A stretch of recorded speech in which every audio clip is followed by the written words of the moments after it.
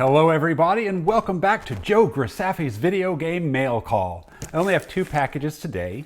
One is from Limited Run, which I had when I did my last video. It was just under something and I didn't see it when I did the video. And then I have this, which I believe is a video game package from the United Kingdom.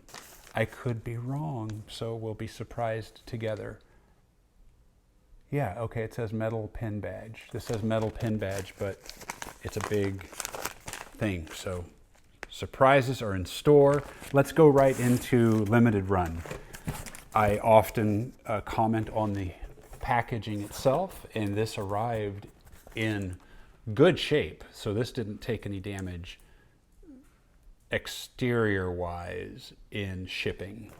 Let's see if the interior survived. I have had some pretty damaged packages from Limited Run games over the years. For the most part, they have been good about replacing the damaged items if you get to them quick enough. Sometimes I tend to not open my packages, at least in the past. I would sit there. They would sit there for a while because there wasn't an urgency to it, and by the time I open it, it's too late to replace it. Specifically thinking of the LPs I used to order. I don't order the records from them anymore. They sit there and I don't listen to them. So, and I'm not a big music collector, so I'm going to stop buying the records. So that's more for you guys. And what do we have here?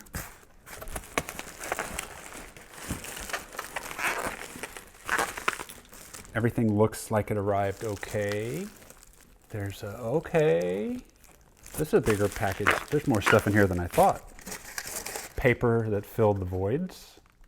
And that was a big thing for me because they used to leave gaps and things could move while they're being shipped. So that's a good step in the right direction. The cards are in a precarious situation here. And 620, 622. Rocketbirds, 449. So I'm assuming Rocketbirds is in here. I don't recognize the others, but it looks like it's an SNK game. So we got Rocketbirds, Evolution 2, and Dark Devotion for the PlayStation 4. There you go, take a look at that. And there's really no point in reading the backs because they don't describe the games on these things for some reason. But I was looking forward to Rocketbirds 1 and 2. I haven't played them yet. This is exciting. So there's that. Two more cards. Looks like that's Dark Devotion and SNK. Did I get a gold? If this was a mega bundle, I think I should get a gold. And it can't tell. Can't tell offhand. I don't think I did. Rocketbirds 2 soundtrack. That'll be up for grabs too. I'll sit on it for a while and see if it appreciates in value, if it becomes desirable. Either way, it's going to be for sale. So look for that. I got, okay, Rocketbirds 2 on Vita, so that means I got another soundtrack as well. I have to do better at keeping track of this stuff. I just place my orders and walk away. And of course, there's several companies that do limited print games, and I lose track. So I need to keep better track so I know if something didn't get here. So I may spend a few days going through old invoices online and making a physical handwritten list of stuff. More cards here. That's another fighter card. And okay, Rocketbirds on Vita again.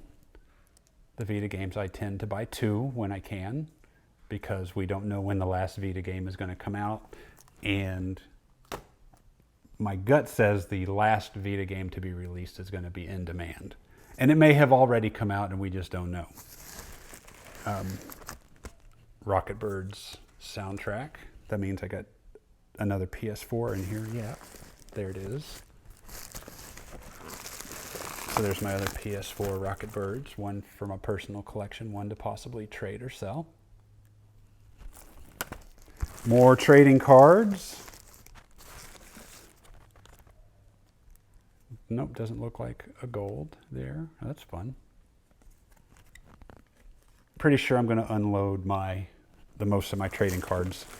Do you guys think the trading card is part of the game? If I were to resell it, would it be considered complete without the card? I do. I see a lot of people selling this stuff without the card. And this SNK game is loose in the case. That's frustrating, but I know it can be fixed. And I haven't opened many that are loose, but the ones I have opened were not scratched. So I'm not worried about it. And if I keep this one, if I bought 2 of these, which I don't think I did, I would keep the one that's loose and sell the one that's not. 5 classics, 1 bundle, and SNK Treasure returns. Again, loose in the box. I hope they don't mail them like that on purpose. I hope they don't pack them loose. I hope that just happens during shipping. I would hate to think that they go, well, just put it in the mail. Rocketbirds card. A lot of cards. I did order a holder. I guess that's my gold. Yeah, that's shiny. Let's see if I can compare it to the other one that's like this. It's a bird on the bike.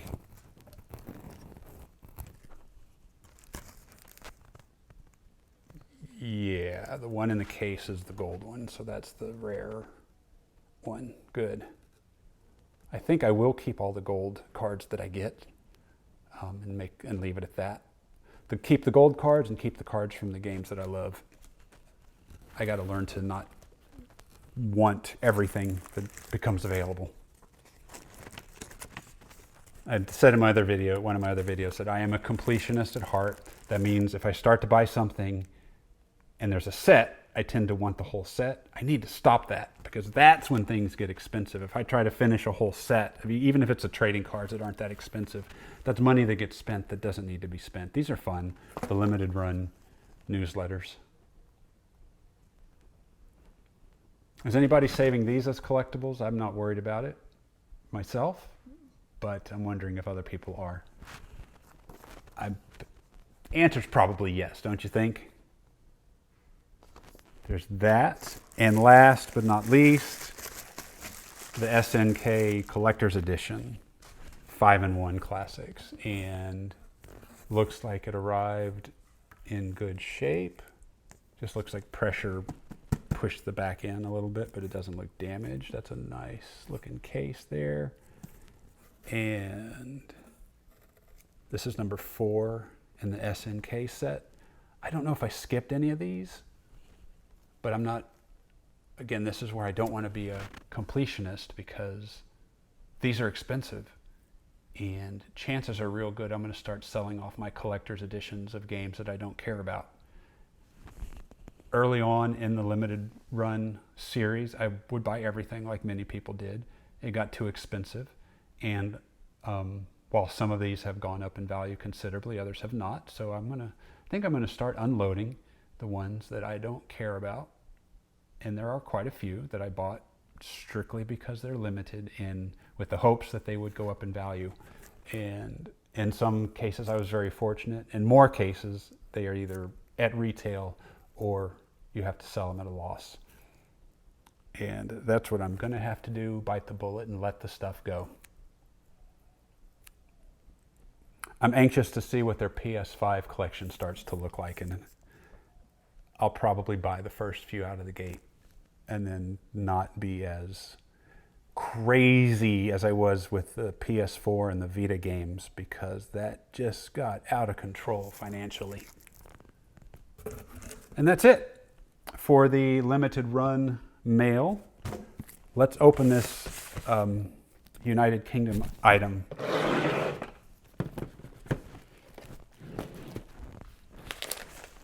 What could it be?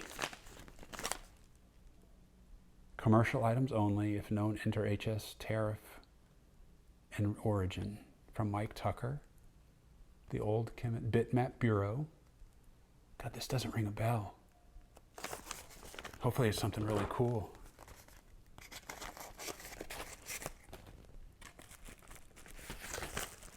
Carefully open this.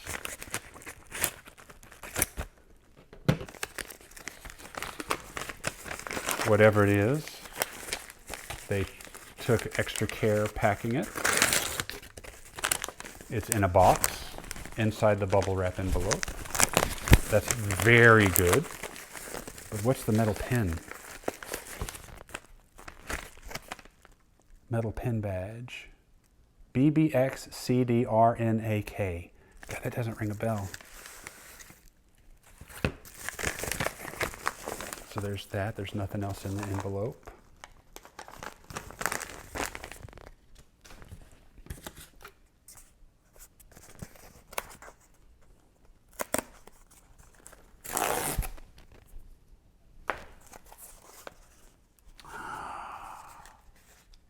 Oh, okay, this I think was the Kickstarter game. I could be wrong, but yeah. Zeno Crisis for the Dreamcast. You see that? Yes, one that slipped my mind. This, if I recall correctly, this is kind of like either Alien Syndrome, the arcade game, or Smash TV, or Total Carnage. Light's better out here, just a little further away. Yeah, I was looking forward to this. Now I wish I would have gotten a couple of them. This looks like it's really good. I'm going to read the back. An arena shooter in which up to 2 players take control of battle-hardened Marines embarking on a deadly mission to confront an alien menace. Run and gun your way through thousands of adversaries, searching for survivors, and ultimately facing the origin of the outpost's demise. Oh yeah, this looks very good. Very good. I wish I had ordered 2 because I'm going to want to open this. But I also want to check the current selling price of it before I do so. Because it could be smarter too. If it's gone up considerably, it could be smarter to sell this new and buy an open one for a discount. Yeah, I'm going to look that up before I open it. And it came with some bonus items. Sticker set. Now, what do you guys think about getting sticker sets for these games? If you don't stick them, of course, they're eventually going to go bad. It has been my experience. So do you save them? I got nothing to stick them on. And they're very tiny. This sticker sheet has very tiny stickers on it, so I don't know what I would do with it anyway. So I'm not going to do anything with it. I'll just save it. And then the postcards are always fun. There's no information on the backs. And this one got dented. But that's okay. It's got 4 postcards here. The light's better in the front, so I'll just stick with that. 2, 3, 4. Great, I need to buy sleeves for my postcards. Exciting! Oh, here's the metal pin.